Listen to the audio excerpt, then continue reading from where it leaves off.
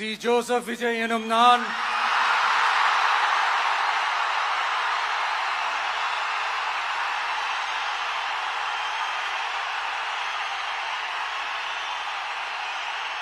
சட்டப்படி அமைக்கப்பெற்ற இந்திய அரசியல் அமைப்பின்பால் உண்மையான நம்பிக்கையும் மாறா பற்றும் கொண்டிருப்பேன் என்றும்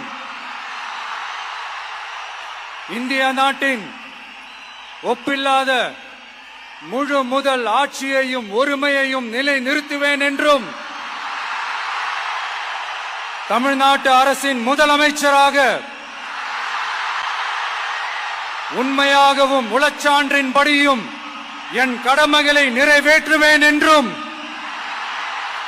அரசியல் அமைப்பிற்கும் சட்டத்திற்கும் இணங்க அச்சமும் ஒருதலை சார்பும் இன்றி விருப்பு வெறுப்பை விலக்கி பலதரப்பட்ட மக்கள் அனைவருக்கும் நேர்மையானதை செய்வேன் என்றும் ஆண்டவன் மீது ஆணையிட்டு உறுதிமொழிகிறேன்.